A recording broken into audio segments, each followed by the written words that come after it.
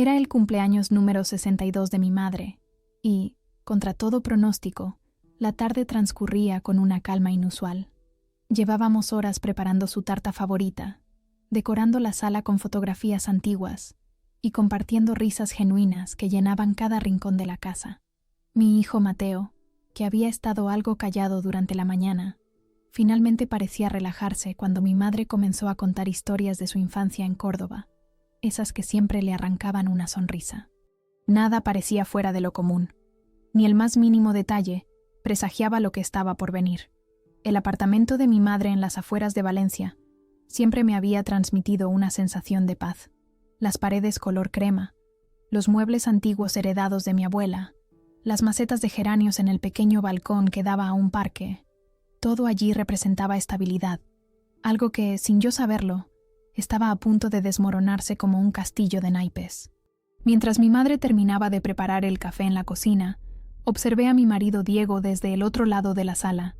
Estaba revisando su teléfono con el ceño fruncido, como llevaba haciendo las últimas semanas. Su comportamiento había cambiado sutilmente. Llamadas que atendía alejándose de nosotros, mensajes que ocultaba si me acercaba, reuniones de trabajo a horas extrañas. Lo había atribuido al estrés de su nuevo puesto en la constructora, pero una parte de mí comenzaba a cuestionarlo todo. «Elena, ¿me ayudas con las tazas?». La voz de mi madre me sacó de mis pensamientos. Mientras servíamos el café, me contó en voz baja que había decidido finalmente vender la casa de campo de mis abuelos en Jaén. «Ya es hora de soltar el pasado», dijo con una mezcla de resignación y alivio. No pude evitar sentir cierta tristeza. Aquella casa guardaba los mejores veranos de mi infancia, cuando el tiempo parecía detenerse bajo los olivos centenarios. Al atardecer, nos sentamos alrededor de la mesa. El comedor se llenó con el aroma de la paella que mi madre había preparado especialmente para la ocasión, siguiendo la receta que mi abuela le había enseñado décadas atrás. Me senté frente a ella, observándola reír con Mateo, mientras le servía una porción extra de su plato favorito. Diego permanecía inusualmente callado, respondiendo con monosílabos a las preguntas de mi cuñada Lucía, que había llegado con una botella de vino tinto de Rioja. «¿Todo bien en el trabajo?», le preguntó mi hermano Carlos a Diego, mientras servía el vino. Mi marido asintió sin mucho entusiasmo, mencionando algo sobre un nuevo proyecto inmobiliario y problemas con los permisos municipales. Por un instante, su mirada se cruzó con la mía, pero rápidamente la desvió hacia su plato. Llevábamos 15 años juntos, y podía sentir cuando algo no encajaba. La conversación fluyó entre anécdotas familiares y planes para el verano. Mateo, de 12 años, contó emocionado sobre su próximo campamento de fútbol en la Sierra de Gredos. Mi madre recordó cuando Carlos y yo íbamos a campamentos similares, siempre regresando con las rodillas raspadas y 1000 historias que contar. Eran momentos como estos los que me hacían valorar los lazos que nos unían, a pesar de nuestras diferencias y ocasionales desacuerdos. Cuando llegó el momento del postre, mi madre apagó las luces del comedor. Lucía entró con la tarta de almendras iluminada por las velas, mientras todos cantábamos «Cumpleaños feliz». Vi a mi madre cerrar los ojos antes de soplar, seguramente pidiendo un deseo como nos había enseñado a hacer desde pequeños. Mateo aplaudió entusiasmado, y todos parecíamos contentos. Recuerdo haber pensado que aquel era uno de esos momentos que desearías congelar en el tiempo, guardarlo en una cajita de recuerdos para los días grises. Todo parecía correcto, incluso seguro, pero esa ilusión no duraría mucho. Tras el postre, Carlos propuso un brindis por mamá, por muchos años más de sabiduría y esos consejos que fingimos no necesitar, pero que siempre terminamos siguiendo, dijo, provocando risas en la mesa. Mi madre, con los ojos brillantes, nos miró a todos con ese amor incondicional que siempre nos había profesado. «Mi mayor orgullo son ustedes», respondió simplemente, levantando su copa. En ese momento, Diego recibió una llamada. Se disculpó y salió al pasillo para hablar. Lo observé a través de la puerta entreabierta. Gesticulaba nerviosamente, hablando en voz baja pero con evidente tensión. Cuando regresó, tenía el rostro pálido. «Era del trabajo», explicó vagamente. «Tengo que revisar unos documentos esta noche». Mientras ayudaba a mi madre a recoger los platos, Noté cómo Diego le susurraba algo a Mateo, quien asintió con expresión seria. Mi instinto maternal se activó inmediatamente. Había algo en esa complicidad repentina que me inquietó, pero lo atribuí a mi creciente paranoia respecto al comportamiento de Diego. La tarde avanzaba perezosamente. Después de los regalos y más café, los invitados comenzaron a dispersarse por la casa. Mi hermano y Lucía salieron al balcón a fumar. Mi madre mostraba a una antigua vecina que había pasado a saludar un álbum de fotos, y Diego se había excusado para hacer algunas llamadas de trabajo desde el dormitorio. Mateo se acercó a mí mientras secaba los platos en la cocina. «Mamá, ¿podemos irnos pronto?», preguntó en voz baja. Había algo en su tono que me descolocó, una urgencia inusual. «¿Te encuentras mal, cariño?», le pregunté, poniendo una mano en su frente para comprobar si tenía fiebre. «No, es que tengo que terminar un trabajo para el colegio», respondió, evitando mi mirada. Mateo nunca había sido buen mentiroso. «El cumpleaños de la abuela es importante, Mateo. Podemos quedarnos un poco más, y luego te ayudo con ese trabajo, ¿vale?». Asintió resignado, y volvió al comedor. Lo seguí con la mirada, notando sus hombros tensos y su andar vacilante. Algo no estaba bien, pero no podía imaginar qué. La fiesta continuó, envuelta en esa atmósfera cálida que caracterizaba las reuniones familiares. Sin embargo, una sutil inquietud se había instalado en mí, como esas nubes que aparecen en el horizonte anunciando una tormenta lejana pero inevitable. Mientras ayudaba a mi madre a recoger las últimas tazas de café, sentí la vibración de mi teléfono en el bolsillo del pantalón. Esperaba un mensaje de felicitación de alguna prima que no había podido asistir, o quizás un recordatorio del trabajo para la reunión del lunes, pero era un mensaje de voz de Mateo. Miré por la sala y me di cuenta de que no estaba allí. Confundida, abrí el audio y le di al botón de reproducir. Su voz sonó temblorosa y urgente. «Mamá, sal de ahí. Ahora mismo». Me quedé paralizada.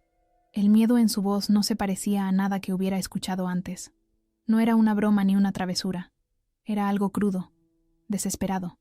Mi corazón comenzó a latir acelerado mientras respondía en un susurro. «¿Qué está pasando, Mateo?».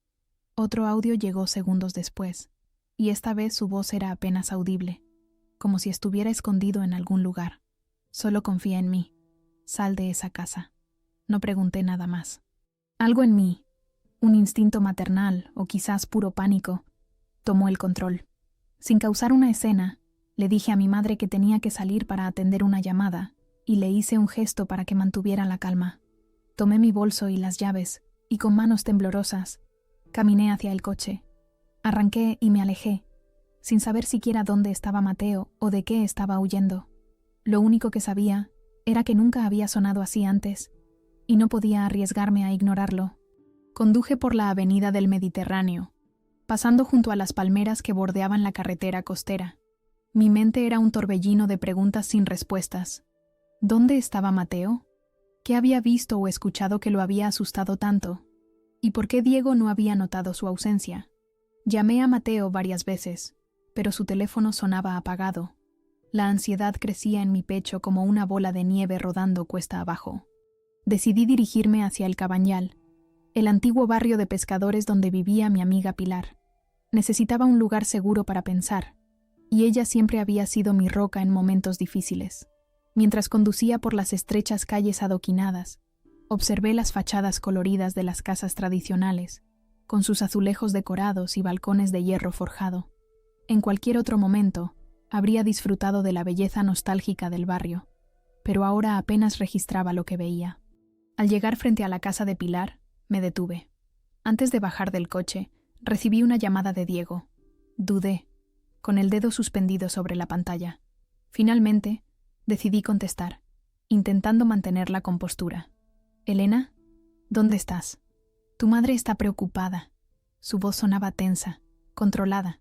«Tuve que salir por una emergencia», respondí vagamente. «¿Dónde está Mateo?». Hubo un silencio que duró apenas unos segundos, pero que me pareció eterno. «No lo sé. Pensé que estaba contigo». La frialdad con la que pronunció esas palabras me heló la sangre. Diego, el hombre que durante años había sido mi compañero, el padre de mi hijo, de repente me parecía un completo desconocido. «Volveré pronto». Mentí. Y colgué antes de que pudiera hacerme más preguntas. Pilar no estaba en casa. Recordé entonces que me había mencionado un viaje a Granada para visitar a su hermana. Me sentí desamparada, sola en una situación que no entendía. Decidí conducir hasta la playa de la Malvarrosa. Necesitaba aire y espacio para pensar. El paseo marítimo estaba casi desierto a esa hora. Me senté en un banco frente al mar Mediterráneo, que se extendía oscuro y misterioso bajo el cielo estrellado. Mi teléfono volvió a sonar. Esta vez era mi madre. Elena, cariño, ¿qué ha pasado? Diego dice que tuviste una emergencia, pero pareces haber desaparecido. Estamos todos preocupados. La culpa me invadió al escuchar su voz angustiada. Era su cumpleaños, y yo había huido sin explicación. Estoy bien, mamá. Intenté tranquilizarla. Es solo que necesitaba aire. Las cosas con Diego no están bien últimamente. No era toda la verdad, pero tampoco era mentira. ¿Es por eso que Mateo también se ha ido? Diego dice que no lo encuentra. Mi corazón dio un vuelco. ¿Mateo no está en casa? No, cariño. Pensábamos que estaba contigo. La conversación terminó con mi promesa de que arreglaría las cosas y la llamaría más tarde. Pero sabía que nada volvería a ser como antes. Algo grave estaba sucediendo. Algo que había asustado a mi hijo lo suficiente como para huir y advertirme. Decidí conducir hasta nuestro apartamento en el barrio de Ruzafa. Si Mateo no estaba con Diego ni conmigo, quizás había vuelto a casa. El tráfico era escaso a esa hora, y llegué en menos de 15 minutos. Subí las escaleras en lugar de tomar el ascensor, intentando hacer el menor ruido posible. Al abrir la puerta, el apartamento estaba en silencio y a oscuras. ¿Mateo? Llamé en voz baja, encendiendo las luces del pasillo. No hubo respuesta. Recorrí cada habitación, pero no había señales de él. En su dormitorio, noté que faltaba su mochila azul, la que usaba para las excursiones del colegio. También había desaparecido su hucha en forma de balón de fútbol, donde guardaba el dinero que le daban sus abuelos. Había planeado su huida. No había sido algo impulsivo. Me senté en su cama, abrazando su almohada que aún conservaba su olor a champú infantil mezclado con ese aroma indefinible que era solo suyo. Las lágrimas que había estado conteniendo finalmente se desbordaron. ¿Dónde estaba mi niño? ¿Qué había visto o escuchado que lo había asustado tanto? Mientras intentaba calmarme, escuché el sonido de una llave en la cerradura de la puerta principal. Me tensé, secándome rápidamente las lágrimas. Pasos en el pasillo, y luego Diego apareció en el umbral de la habitación de Mateo. «¿Qué estás haciendo aquí?», preguntó, su voz extrañamente controlada. «Buscando a nuestro hijo», respondí, sosteniéndole la mirada. «¿Tú qué estás haciendo aquí? Pensé que estarías en la fiesta de mi madre». «Todos se han ido después de tu dramática salida», dijo con un tono que no reconocí. «¿Dónde está Mateo?» «No lo sé», respondí sinceramente. Esperaba que estuviera aquí. Diego entró en la habitación y se sentó junto a mí en la cama. Por un momento, vi un destello del hombre del que me había enamorado, preocupado por su familia. Pero entonces su mirada se endureció. «¿Qué te dijo?», preguntó abruptamente. «¿Quién?». «Mateo. ¿Qué te dijo antes de desaparecer?».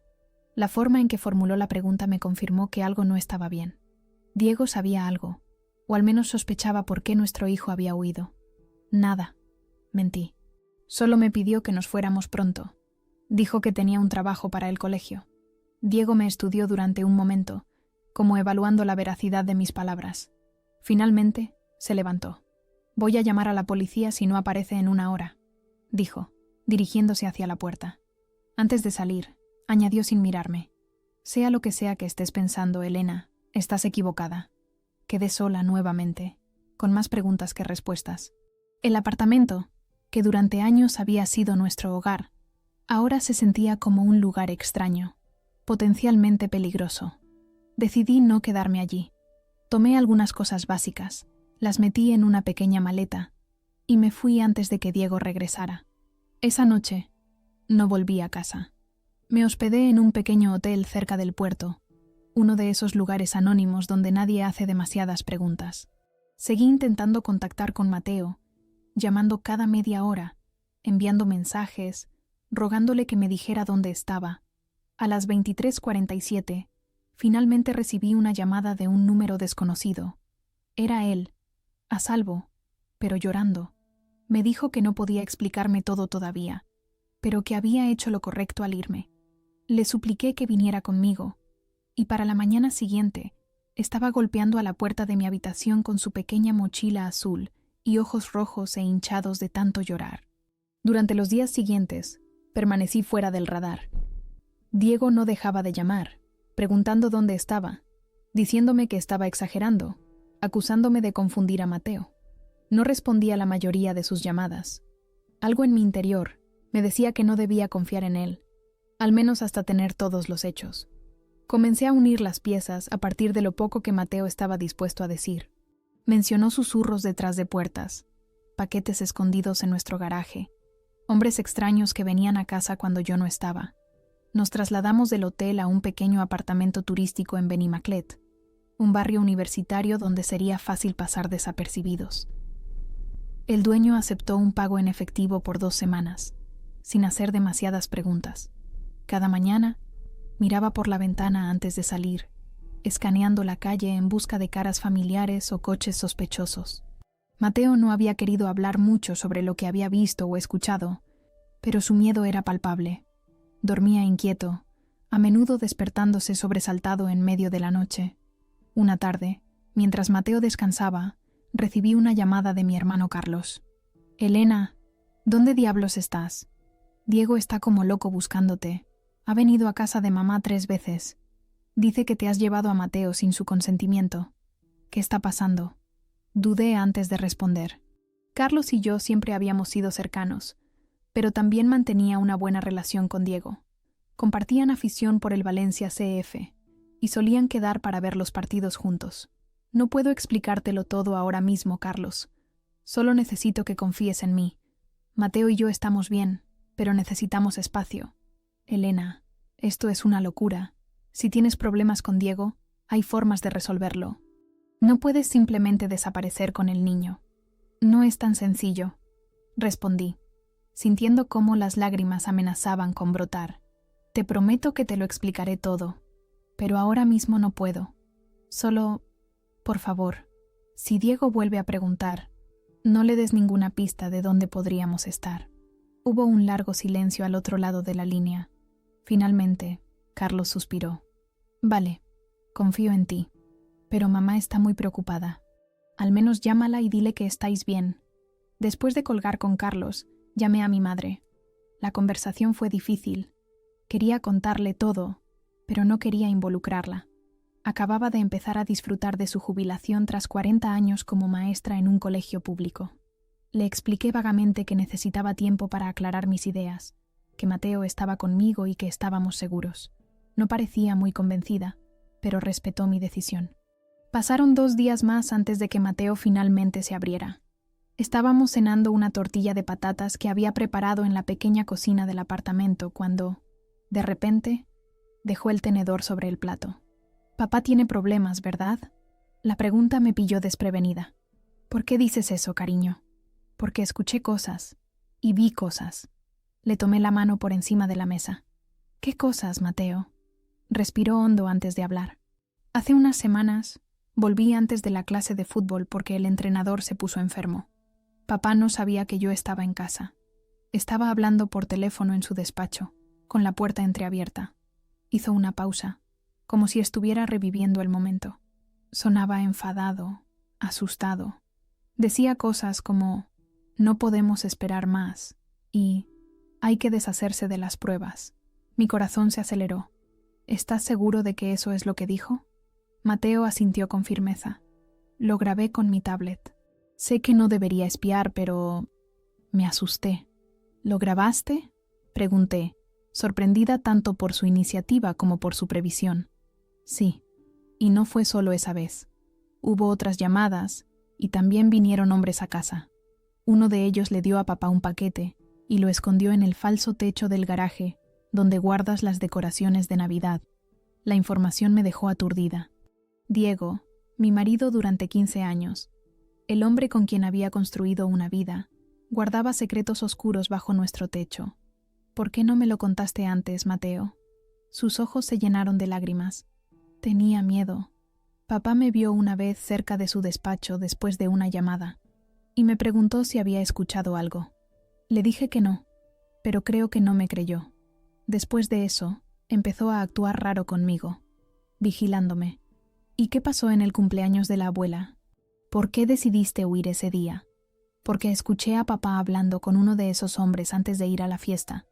Dijo que tú estabas haciendo demasiadas preguntas, que sospechaba que sabías algo. El hombre dijo que tenían que encargarse del problema. Mateo temblaba ligeramente. Pensé que se refería a ti, mamá. Por eso te envié ese mensaje. No sabía si eran imaginaciones mías, pero tenía tanto miedo. Lo abracé fuertemente, sintiendo cómo su pequeño cuerpo se estremecía con sollozos silenciosos. Mi niño había cargado con ese peso durante semanas, observando, escuchando, conectando puntos que ningún niño de 12 años debería tener que conectar. Esa noche, después de acostar a Mateo, revisé sus grabaciones. La calidad del audio no era perfecta, pero las palabras de Diego eran suficientemente claras.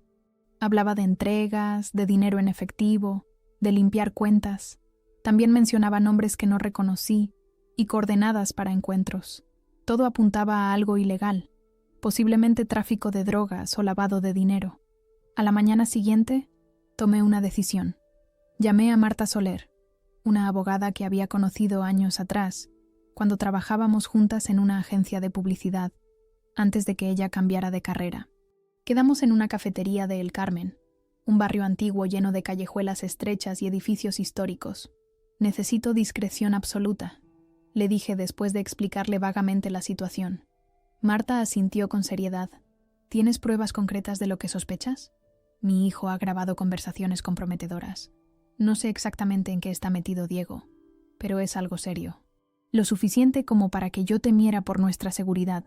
Las grabaciones obtenidas sin consentimiento pueden ser problemáticas desde un punto de vista legal, advirtió Marta. Pero si realmente temes por tu seguridad o la de tu hijo, podemos buscar una orden de protección mientras investigamos más a fondo. Salí de la reunión con un plan tentativo. Marta contactaría discretamente con un amigo suyo que trabajaba en la Unidad de Delincuencia Económica y fiscal de la Policía Nacional. Mientras tanto, yo debía recopilar cualquier documento o prueba que pudiera ayudar a clarificar en qué estaba involucrado Diego.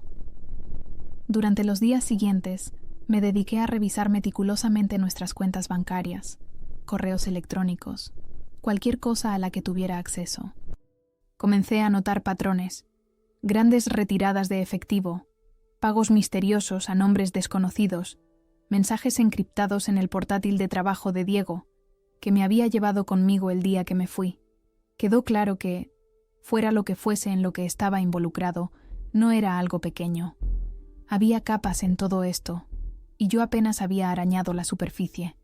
Durante este tiempo, mi madre seguía llamándome, con el corazón roto y confundida. Le conté fragmentos, pero no toda la verdad. No quería arrastrarla a esto. Acababa de empezar a disfrutar de su jubilación, pero cada vez era más difícil mantenerla al margen, especialmente cuando Diego comenzó a presentarse en su casa haciendo preguntas, fingiendo estar preocupado. Una tarde, recibí una llamada inesperada de Lucía, la novia de mi hermano. Elena, sé que no debería meterme, pero necesito contarte algo. Diego vino ayer a casa buscando a Carlos, pero él no estaba. Me preguntó si sabía dónde estabas. Parecía muy alterado. Cuando le dije que no tenía idea, se puso... no sé cómo describirlo, pero me asustó. Dijo que estabas arruinando todo y que te arrepentirías si no volvías con Mateo. Un escalofrío recorrió mi espalda. ¿Te amenazó directamente? No exactamente, pero había algo en su tono. Nunca lo había visto así. Después de colgar, me senté en el pequeño balcón del apartamento, observando la plaza donde algunos estudiantes charlaban despreocupadamente. Mi vida se había convertido en una película de suspense, una de esas donde nunca sabes en quién confiar. La ironía era que, hasta hace unas semanas, Diego habría sido la primera persona a la que habría acudido si me hubiera sentido amenazada. Mateo salió al balcón y se sentó a mi lado. Había recuperado algo de color en las mejillas, pero sus ojos seguían mostrando una madurez impropia de su edad. ¿Cuándo podremos volver a casa?, preguntó en voz baja. La pregunta me golpeó con fuerza. No tenía una respuesta clara. ¿Volveríamos alguna vez? ¿Habría un hogar al que regresar cuando todo esto terminara? No lo sé, cariño. Por ahora, estamos más seguros aquí. ¿Papá es un criminal? La pregunta directa me dejó sin aliento. No lo sabemos con certeza, respondí, eligiendo mis palabras cuidadosamente. Está involucrado en algo que no es correcto, pero tenemos que dejar que las autoridades investiguen. Mateo asintió, procesando la información. ¿Sabes? A veces pienso en las historias que nos contaba la abuela, sobre cómo el abuelo tuvo que esconderse durante la dictadura por sus ideas políticas. Nunca pensé que nosotros también tendríamos que escondernos algún día. La comparación me dejó sin palabras. Mi hijo estaba encontrando paralelismos históricos para comprender nuestra situación actual. A su edad, yo solo me preocupaba por los exámenes y las fiestas de cumpleaños. Es diferente, Mateo. Pero sí, a veces la vida nos pone en situaciones que nunca imaginamos. Lo importante es que estamos juntos. Esa noche, después de que Mateo se durmiera, recibí un mensaje de Marta. Necesitamos hablar. Mañana, 10:00, mismo lugar. Es importante. Tras 2 semanas en el apartamento de Benimaclet, decidimos mudarnos con mi tía Consuelo en Paterna, un pueblo en las afueras de Valencia. La situación en el piso alquilado se había vuelto insostenible. Temía que Diego pudiera rastrearnos eventualmente. Mi tía, hermana mayor de mi madre, no dudó en acogernos cuando la llamé pidiéndole ayuda. A sus 70 años, vivía sola en una casa modesta pero acogedora, desde que mi tío Ramón falleció hace 3 años. «Podéis quedaros todo el tiempo que necesitéis», nos dijo mientras nos mostraba la pequeña habitación que compartiríamos Mateo y yo. La casa olía a romero y tomillo, hierbas que mi tía cultivaba en su patio trasero. «No sé exactamente qué está pasando, Elena, pero tu madre está muy preocupada». Le expliqué lo suficiente para que entendiera la gravedad de la situación, pero omití los detalles más inquietantes. No quería que cargara con ese peso. Su casa, con sus paredes encaladas y sus macetas de geranios en cada ventana, se convirtió en nuestro refugio. Estaba alejada del centro, en una calle tranquila donde todos los vecinos se conocían por su nombre. Era estrecho compartir habitación con Mateo, pero al menos nos sentíamos seguros. Matriculé a Mateo en el Colegio San José de Calasanz, bajo un apellido diferente, explicando a la directora que estábamos temporalmente en Valencia por motivos de trabajo. Me miró con cierta suspicacia, pero aceptó la matrícula provisional cuando le mostré la documentación necesaria. Había tenido la previsión de llevarme los certificados académicos de Mateo y nuestros documentos importantes el día que abandonamos el apartamento. «¿Cuánto tiempo tendré que usar otro apellido?», me preguntó Mateo mientras caminábamos de regreso a casa de mi tía, después de su primer día en el nuevo colegio. «No lo sé, cariño. Es solo por precaución, hasta que las cosas se calmen. ¿Y si papá nos encuentra? ¿Qué pasará entonces?». La pregunta me golpeó como un puñetazo. ¿Qué pasaría realmente? ¿Qué haría Diego si nos encontrara? El hombre que conocí durante 15 años, el que me sostuvo la mano durante el parto, el que enseñó a Mateo a montar en bicicleta, ¿era capaz de hacernos daño? «No nos encontrará», respondí con más convicción de la que sentía. «Y tenemos a gente que nos está ayudando». También contacté con un detective privado recomendado por Marta. Antonio Medina, un ex policía con aspecto de haber visto demasiadas cosas en su vida. Nos reunimos en una cafetería cerca de la Ciudad de las Artes y las Ciencias, un lugar turístico donde pasaríamos desapercibidos. «Necesito saber exactamente en qué está metido mi marido», le expliqué después de ponerle al día sobre las grabaciones de Mateo y mis sospechas. Antonio tomó notas en una libreta gastada mientras hablaba. «¿Has notado cambios en sus hábitos financieros en los últimos meses? Ingresos inexplicables, gastos inusuales, grandes retiradas de efectivo y pagos a nombres que no reconozco. ¿Tiene conexiones en otros países? ¿Ha viajado recientemente?». Recordé sus viajes a Marruecos y Portugal en los últimos 6 meses. Dijo que eran por trabajo, para ver terrenos para nuevos proyectos inmobiliarios. Antonio asintió, garabateando algo más en su libreta. ¿Y mencionó alguna vez a personas llamadas Salazar o Mendoza? El nombre Mendoza me resultó familiar. Creo que Mendoza es uno de sus socios en la constructora. ¿Por qué? «Solo estoy conectando puntos», respondió enigmáticamente. «Te mantendré informada de lo que descubra, pero va a costar tiempo y dinero. Este tipo de investigación no es rápida ni barata. El dinero era un problema.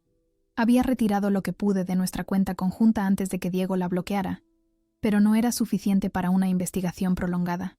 Afortunadamente, tenía algunos ahorros en una cuenta personal que Diego desconocía, fruto de una pequeña herencia de mi abuela que nunca había mencionado.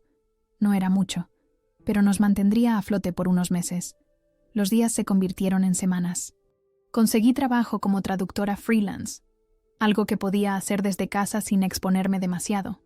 Mi especialidad siempre había sido la traducción técnica, y tenía algunos contactos de mi época en la agencia de publicidad que me pasaban trabajos ocasionales.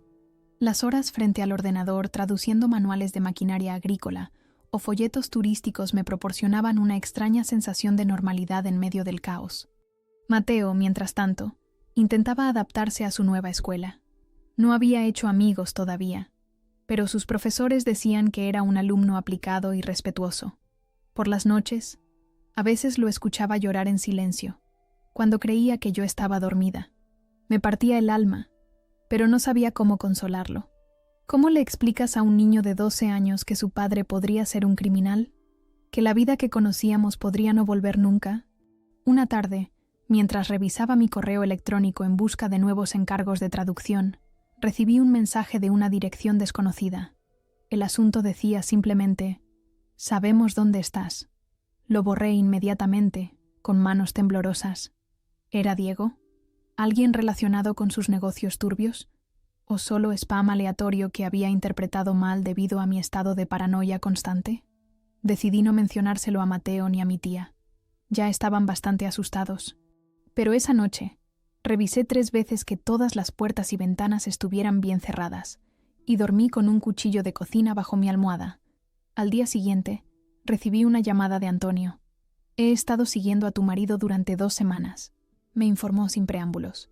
Se reúne regularmente con hombres que tienen conexiones con una red de blanqueo de dinero vinculada a la construcción. Están utilizando proyectos inmobiliarios fantasma para justificar movimientos de grandes cantidades de dinero. La confirmación de mis sospechas me dejó un sabor amargo.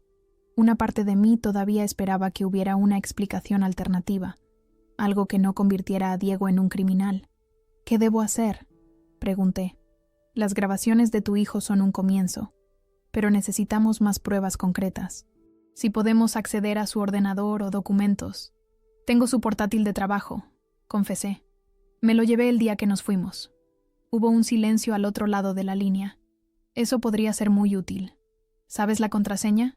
«Sí, la usaba para revisar su correo a veces, cuando él me lo pedía».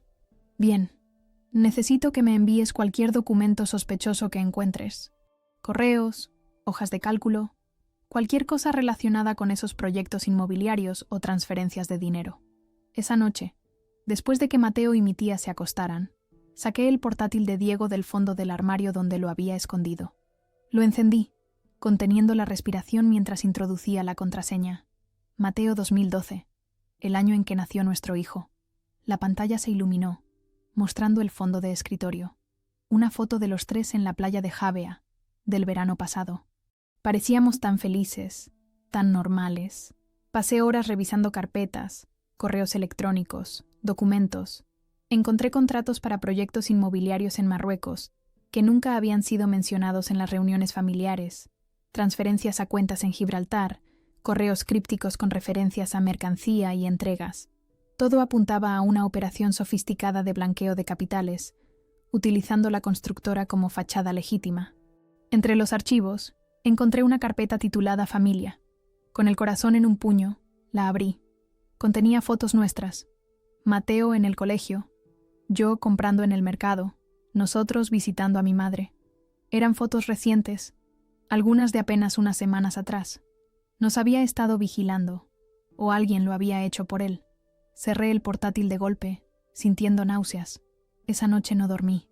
Me quedé junto a la ventana, observando la calle desierta, imaginando sombras donde no las había. Cada ruido me sobresaltaba. El maullido de un gato callejero, el motor de un coche pasando, el crujido de la casa vieja. La sensación de seguridad que había construido durante estas semanas se desmoronaba lentamente. Por la mañana, Llamé a Marta. Le conté lo que había descubierto y le pregunté cuáles eran nuestras opciones. Con lo que me describes, hay suficiente para que la policía inicie una investigación formal, me aseguró.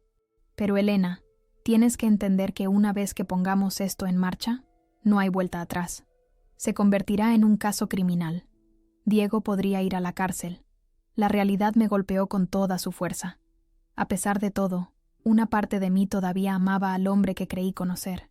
¿Estaba preparada para ser responsable de su caída? ¿Para que Mateo creciera sabiendo que su madre había enviado a su padre a prisión? Necesito un día para pensarlo, respondí finalmente. Esa tarde, mientras Mateo hacía los deberes en la cocina, recibí otra llamada. Esta vez era mi madre.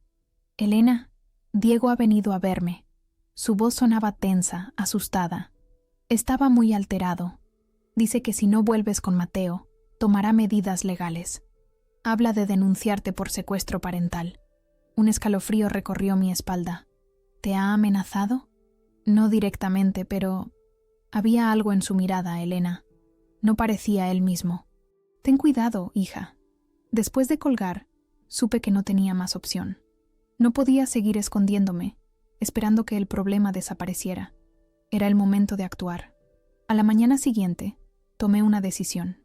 No podíamos seguir viviendo así, mirando sobre nuestro hombro constantemente, temiendo que Diego o sus asociados nos encontraran. Era hora de enfrentar la situación y utilizar las pruebas que habíamos reunido. Llamé a Marta y le dije que estaba lista para proceder. Acordamos reunirnos esa misma tarde con su contacto en la Unidad de Delincuencia Económica. Mientras preparaba a Mateo para ir al colegio, intenté explicarle la situación de la manera más suave posible. Hoy vamos a hablar con algunas personas que pueden ayudarnos con lo de papá, le dije mientras le ajustaba el cuello de la camisa del uniforme escolar. Sus ojos, que habían perdido parte de su brillo infantil en las últimas semanas, me miraron con una mezcla de miedo y esperanza. ¿Vamos a ver a papá? No, cariño. Vamos a hablar con la policía. Les vamos a contar lo que sabes, lo que escuchaste y grabaste. Su rostro palideció. ¿Van a arrestar a papá? La pregunta me dejó sin aliento. ¿Cómo explicarle a un niño que su padre probablemente iría a la cárcel? ¿Que nuestra vida como la conocíamos había terminado definitivamente? No lo sé, Mateo. Depende de muchas cosas. Pero lo que sí sé es que lo que papá está haciendo es peligroso y está mal. A veces, cuando los adultos hacen cosas malas, tienen que asumir las consecuencias. Como cuando me castigaste sin videojuegos por mentir sobre las notas de matemáticas. Su inocente comparación me arrancó una sonrisa triste. Algo así, pero con consecuencias mucho más serias. Lo importante es que estamos haciendo lo correcto, aunque sea difícil. Después de dejar a Mateo en el colegio, me dirigí al bufete de Marta en la calle Colón, en pleno centro de Valencia. Su despacho estaba en un edificio modernista, con una fachada ornamentada que contrastaba con el interior minimalista y contemporáneo. Me recibió en su oficina, donde ya nos esperaba un hombre de mediana edad, con traje oscuro y mirada penetrante. Elena, te presento al inspector Javier Ortiz de la UDEF, dijo Marta mientras nos estrechábamos la mano. El inspector Ortiz me observó con atención mientras le entregaba el portátil de Diego y una memoria USB con todas las grabaciones de Mateo. Le expliqué detalladamente todo lo que habíamos descubierto, las conversaciones sospechosas, los proyectos fantasma en Marruecos, las transferencias a cuentas en paraísos fiscales, los hombres extraños que visitaban nuestra casa. ¿Está dispuesta a testificar formalmente sobre todo esto?, preguntó después de escucharme en silencio. Sí, respondí sin vacilar. Y mi hijo también, aunque preferiría protegerlo lo máximo posible. Entiendo. Haremos todo lo posible para mantenerlo al margen, pero sus grabaciones son pruebas cruciales. Pasamos las siguientes 2 horas, repasando cada detalle, cada fecha, cada nombre que podía recordar. El inspector tomaba notas meticulosamente, mientras Marta ocasionalmente intervenía con aclaraciones legales. Al finalizar, el inspector Ortiz recogió sus cosas y se levantó. Señora Navarro, iniciaremos una investigación formal basada en esta información. Mientras tanto, le recomiendo que permanezca en un lugar seguro. Su marido y sus asociados podrían reaccionar de manera impredecible si sospechan que los han denunciado. Después de que el inspector se marchara, Marta me sirvió una taza de té. Me temblaban las manos al cogerla. «Has hecho lo correcto, Elena», me aseguró. «¿Por qué no me siento así entonces?» «Me siento como una traidora. No has traicionado a nadie. Diego tomó sus propias decisiones cuando se involucró en actividades ilegales. Tú solo estás protegiendo a tu hijo y a ti misma». Regresé a casa de mi tía con una extraña mezcla de alivio y ansiedad. Había puesto en marcha un proceso que no podía detener. Ya no había vuelta atrás. Los días siguientes transcurrieron en un limbo inquietante. El inspector Ortiz me llamaba ocasionalmente para informarme sobre los avances de la investigación, pero eran actualizaciones vagas por motivos de seguridad. Mateo continuaba asistiendo al colegio, intentando mantener una apariencia de normalidad a pesar de las circunstancias. Una semana después de nuestra reunión con el inspector, recibí un correo electrónico de Diego. El simple hecho de ver su nombre en mi bandeja de entrada me provocó un nudo en el estómago. «Elena, tenemos que hablar. Las cosas no son como piensas. Por favor, vuelve a casa con Mateo. Podemos arreglar esto juntos. Estoy desesperado. Destruye los archivos que te llevaste. Por el bien de todos». Era lo suficientemente vago como para no incriminarse, pero lo suficientemente específico como para confirmar mis sospechas. Reenvié el correo a Marta y al inspector Ortiz. Fue el empujón que necesitaban para actuar. 2 días más tarde, el inspector me llamó temprano por la mañana. «Vamos a proceder con el arresto hoy», me informó. «Hemos reunido suficientes pruebas para implicar no solo a su marido, sino a toda la red. Le recomiendo que permanezca donde está hasta que le notifiquemos que es seguro moverse». Todo el día estuve en ascuas, comprobando las noticias constantemente, esperando alguna actualización. Cuando recogí a Mateo del colegio, me pareció notar un coche negro siguiéndonos. Tomé un desvío, doblando varias esquinas rápidamente, y finalmente lo perdí. O quizás solo era mi paranoia alcanzando nuevos niveles.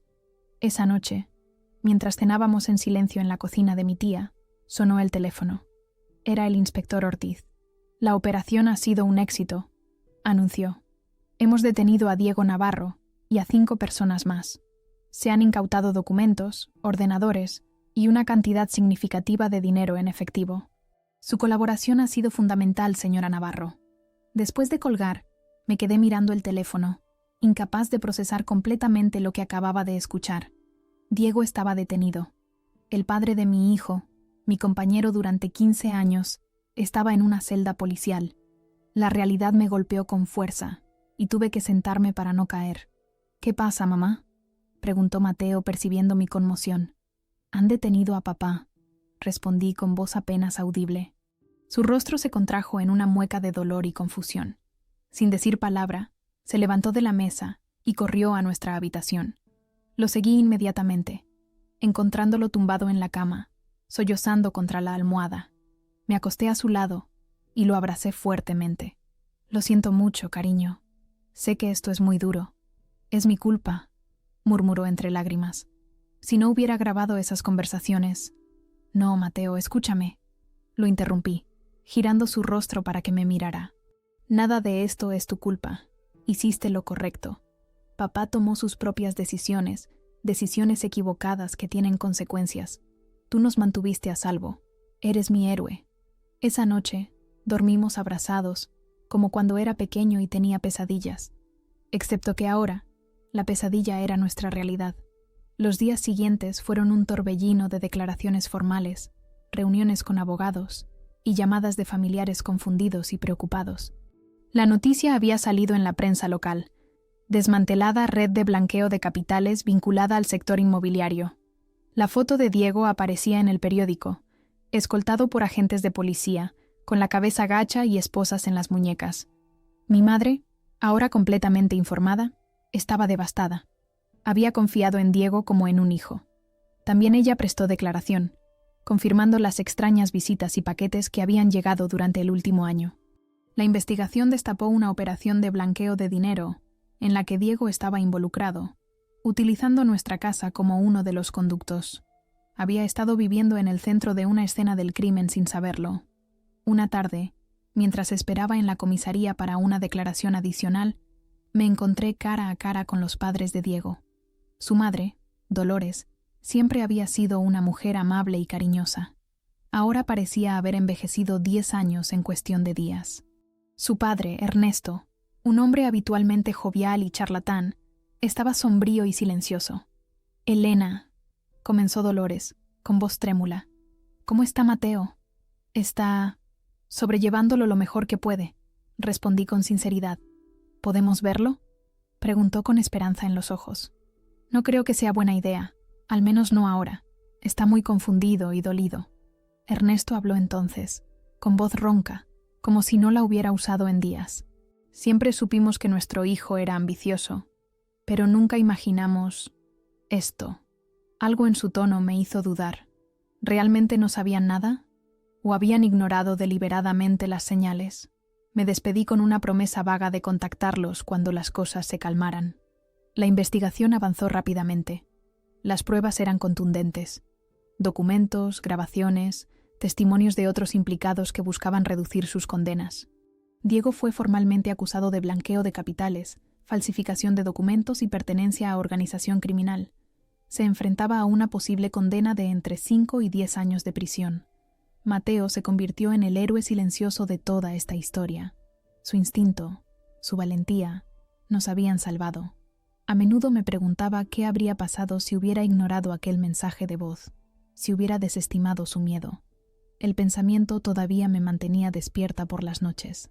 Una semana después del arresto, recibí una llamada del inspector Ortiz. Diego quería verme. Sola, sin Mateo. Después de consultarlo con Marta, accedí a un encuentro supervisado en las dependencias policiales. Cuando entré en la sala de visitas, apenas reconocí al hombre sentado al otro lado de la mesa. Diego, siempre impecablemente vestido y arreglado, ahora lucía una barba incipiente y ojeras profundas. Me senté frente a él, manteniendo la compostura a pesar del tumulto de emociones que me invadía. «Gracias por venir», comenzó, con voz ronca. «No esperaba que lo hicieras». «¿Qué quieres, Diego?» «Explicarte.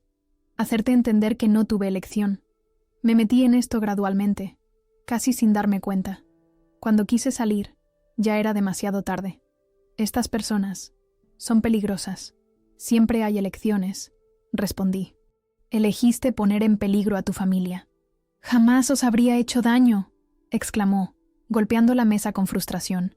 El guardia en la puerta dio un paso adelante, pero le hice un gesto indicando que estaba bien. ¿No? ¿Y qué significaba entonces encargarse del problema? Mateo escuchó esa conversación, Diego. Nuestro hijo pensó que planeabas hacerme daño. La revelación pareció desinflar toda su indignación. Se hundió en la silla, pasándose las manos por el rostro. No era eso lo que quería decir. El problema era un contador que había descubierto irregularidades. Nunca, jamás, os habría hecho daño a ti o a Mateo. Quería creerle. Una parte de mí necesitaba creer que el hombre al que había amado no era capaz de hacernos daño. Pero había demasiadas mentiras entre nosotros, demasiada confianza rota. Es demasiado tarde, Diego. Has destruido nuestra familia con tus decisiones. ¿Puedo ver a Mateo?, preguntó con voz quebrada. No depende solo de mí. Él está muy dolido, muy confundido. Si quiere verte, no se lo impediré, pero no voy a obligarlo. Me levanté para irme, pero antes de llegar a la puerta, me giré. ¿Por qué, Diego? ¿Por qué arriesgarlo todo? Teníamos una buena vida. Me miró con ojos llenos de arrepentimiento. Codicia. Miedo a no ser suficiente. A no darte la vida que creía que merecías. Empezó como algo pequeño, un favor a cambio de una comisión generosa. Luego, simplemente se me fue de las manos. Salí de allí con más preguntas que respuestas, pero también con la certeza de que ya no había vuelta atrás para nosotros. Algunos puentes, una vez quemados, no pueden reconstruirse. 2 meses después, todo había cambiado. Diego permanecía en prisión preventiva, esperando juicio. Sus socios habían sido dispersados, algunos encarcelados, otros en paradero desconocido. Nuestra casa ya no nos pertenecía, incautada por el Estado como parte de los bienes relacionados con el delito. Había comenzado a reconstruir nuestras vidas desde cero, un día a la vez. Era difícil, pero por primera vez en mucho tiempo me sentía libre. Más importante aún, Mateo estaba a salvo, y eso era todo lo que importaba. Nos habíamos mudado a un pequeño piso en el barrio de Ruzafa, un lugar bullicioso y multicultural que siempre me había gustado. El apartamento era modesto: 2 habitaciones, un salón comedor con cocina americana y un pequeño balcón que daba a una plaza arbolada. Nada que ver con nuestra espaciosa casa en la urbanización de La Eliana, pero tenía un encanto especial, una calidez que nuestro antiguo hogar, a pesar de su lujo, nunca había poseído realmente. Mateo había vuelto a utilizar su verdadero apellido en el colegio. Le había costado adaptarse, enfrentarse a las miradas y susurros de compañeros que habían visto la noticia de la detención de su padre en la televisión local. Pero poco a poco, con ayuda de una psicóloga infantil recomendada por los servicios sociales, estaba recuperando algo de normalidad. Yo había encontrado trabajo como coordinadora de traducciones en una pequeña editorial especializada en literatura latinoamericana. El sueldo era modesto, pero suficiente para mantenernos. Mi jefa, Carmela, una mujer de unos 50 años con una energía contagiosa, sabía de mi situación y había sido extraordinariamente comprensiva, permitiéndome horarios flexibles para poder atender las necesidades emocionales de Mateo. Mi madre nos visitaba a menudo, trayendo comida casera y ese amor incondicional que solo las madres saben dar. Había tardado en perdonarme por haberla mantenido al margen durante tanto tiempo, por no haberle contado toda la verdad desde el principio. Pero entendía mis motivos, mi deseo de protegerla. Deberías haberme dejado decidir si quería estar involucrada, me dijo un día, mientras preparábamos juntas una paella en mi pequeña cocina. Soy más fuerte de lo que crees, Elena. Lo sé, mamá. Lo siento. Solo quería mantenerte a salvo. Ese siempre ha sido tu problema. Sonrió con melancolía. Querer proteger a todos, cargar con todo tú sola, igual que tu padre. La mención de mi padre, fallecido hace 10 años, me trajo una oleada de nostalgia. ¿Qué habría pensado él de todo esto? ¿Qué consejo me habría dado?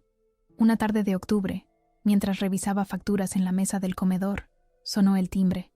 No esperaba visitas. Miré por la mirilla y me quedé paralizada. Eran Dolores y Ernesto, los padres de Diego. No los había visto desde aquel breve encuentro en la comisaría. Hacía ya más de un mes. ¿Quién es?, preguntó Mateo desde el sofá, donde estaba dibujando en su cuaderno de bocetos, una actividad que le había recomendado su psicóloga como forma de expresar emociones difíciles de verbalizar. «¿Tus abuelos paternos?», respondí, sin saber qué hacer. «¿Quieres verlos?». Mateo lo pensó un momento, su lápiz suspendido sobre el papel. Finalmente, asintió con cautela. «Supongo que sí». Abrí la puerta. Dolores estaba visiblemente nerviosa, estrujando un pañuelo entre sus manos. Ernesto mantenía un brazo protector alrededor de sus hombros. Parecían haber envejecido años en los últimos meses. «Elena, Mateo, disculpad que vengamos sin avisar», comenzó Dolores.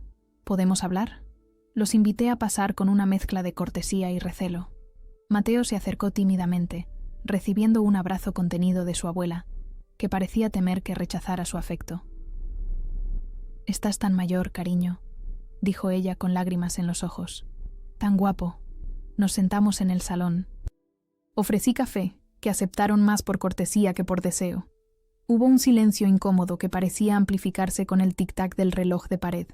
«¿Cómo está Diego?», pregunté finalmente, más por romper el hielo que por verdadero interés. «Sobreviviendo», respondió Ernesto con voz grave. «Es difícil para él, pero no hemos venido a hablar de eso». Dolores tomó aire, como reuniendo valor. «Hemos venido a pedirte perdón, Elena. Y a ti, Mateo. Sabíamos que algo no iba bien con Diego. Notábamos cambios en su comportamiento, su nerviosismo, esas llamadas a horas extrañas, pero no quisimos ver la verdad. Nos dijimos que era estrés por el trabajo, problemas normales». «¿Lo sabíais?», pregunté, sintiendo cómo la indignación crecía en mi interior. «¿Sabíais en qué estaba metido?». «No con certeza», intervino Ernesto rápidamente. «Teníamos sospechas, pero nada concreto. Diego siempre fue reservado con sus asuntos, incluso de niño. Debimos haber dicho algo», continuó Dolores con voz quebrada. «Advertirte, pero no queríamos creer que nuestro hijo pudiera estar involucrado en algo así». Miré a Mateo, que escuchaba todo con una expresión indescifrable, más adulta de lo que correspondía a sus 12 años. Me preguntaba qué estaría pensando, ¿Cómo procesaría esta nueva información? Lo importante ahora, dijo Ernesto, inclinándose hacia adelante, es que queremos seguir siendo parte de la vida de Mateo. Es nuestro único nieto. Sabemos que no tenemos derecho a pedirte esto, pero nos gustaría tener la oportunidad de demostrar que no somos como Diego, que podemos ser los abuelos que Mateo merece. La petición me tomó por sorpresa. Una parte de mí quería negarme, cortar todo vínculo con la familia de Diego, empezar completamente de cero.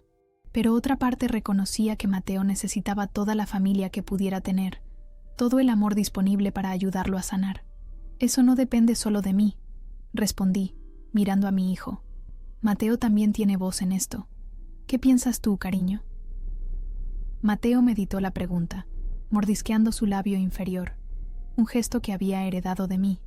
¿Podríamos empezar despacio?, sugirió finalmente. Quizás podríais venir a comer algún domingo. O podríamos ir al cine. La esperanza iluminó el rostro cansado de Dolores. Eso sería maravilloso, Mateo. Pero, continuó mi hijo con una seriedad impropia de su edad, no quiero hablar de papá. No todavía. Por supuesto, asintió Ernesto. Lo entendemos perfectamente. La visita duró apenas media hora más. Hablamos sobre el nuevo colegio de Mateo, sobre sus clases de dibujo, sobre temas superficiales que evitaban cuidadosamente la herida abierta que todos compartíamos. Cuando se marcharon, prometiendo llamar para concretar ese almuerzo dominical, me quedé con sentimientos encontrados. ¿Estás seguro de que quieres verlos?, pregunté a Mateo después de cerrar la puerta. Se encogió de hombros. Son mis abuelos, y no fue culpa suya lo que hizo papá. Su madurez me asombraba y entristecía a partes iguales. A su edad, yo solo me preocupaba por mis amigos, mis libros, mis pequeños dramas adolescentes. Mateo había sido forzado a crecer demasiado rápido, a enfrentarse a realidades que ningún niño debería conocer. Esa noche, mientras lo arropaba para dormir, me hizo una pregunta que me dejó sin aliento. «Mamá, ¿crees que algún día volveremos a ser una familia normal?» Me senté en el borde de su cama, acariciando suavemente su pelo. «Depende de lo que consideres normal, cariño.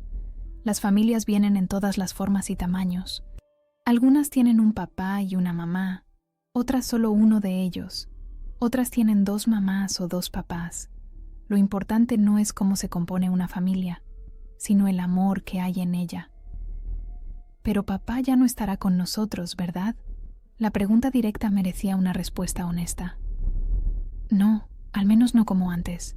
Pasará un tiempo en la cárcel. Después, no sé qué pasará, pero lo que sí sé es que siempre seremos una familia, tú y yo. Y tenemos a la abuela, a tus abuelos paternos, al tío Carlos y a Lucía. Hay mucha gente que nos quiere». Pareció reflexionar sobre esto, con sus ojos oscuros fijos en el techo donde habíamos pegado estrellas fosforescentes que brillaban tenuemente en la penumbra. «¿Sabes qué? Creo que somos más fuertes ahora», dijo finalmente. «Como esos árboles que plantamos en el colegio, que tienen que pasar por tormentas para que sus raíces se hagan más profundas». Sus palabras me dejaron sin habla. Era asombroso cómo, en medio de tanto dolor, mi hijo había encontrado una sabiduría que muchos adultos jamás alcanzan. A la mañana siguiente, un sábado soleado típico del otoño valenciano, decidimos ir al mercado central. Necesitábamos víveres, pero sobre todo, necesitábamos normalidad, rutinas reconfortantes. Mientras caminábamos entre los puestos coloridos, Mateo se detuvo frente a uno de frutas tropicales. «Mira, mamá, mangos. A papá le encantan los mangos». Era la primera vez en semanas que mencionaba a Diego sin que su rostro se contrajera de dolor. Un pequeño paso, pero significativo. «¿Quieres que compremos algunos?», pregunté. «Podríamos hacer esa ensalada que tanto te gusta». Asintió con una pequeña sonrisa. Mientras el vendedor pesaba los mangos, Mateo observaba la escena con una expresión pensativa. «¿En qué piensas?», le pregunté. «En que a veces las cosas más dulces tienen un hueso duro en el centro», respondió, señalando los mangos. «Como nuestra vida ahora. Es difícil, pero sigue habiendo cosas dulces». Regresamos a casa con las bolsas llenas de productos frescos y el corazón un poco más ligero. Mientras Mateo me ayudaba a organizar la compra, tarareando una canción que sonaba en la radio, Pensé en lo lejos que habíamos llegado desde aquel mensaje aterrador en el cumpleaños de mi madre. Habíamos perdido mucho. Nuestra casa, nuestra sensación de seguridad, la familia tal como la conocíamos. Pero habíamos ganado algo igualmente valioso, la verdad, por dolorosa que fuera, y la libertad que viene con ella. Ya no vivíamos en una mentira, ya no éramos rehenes del miedo. Mientras cerraba la puerta del frigorífico, miré a Mateo sentado en el sofá, dibujando en su cuaderno de bocetos, con los auriculares puestos. Me sonrió al sentir mi mirada. En ese momento, supe con certeza, íbamos a estar bien.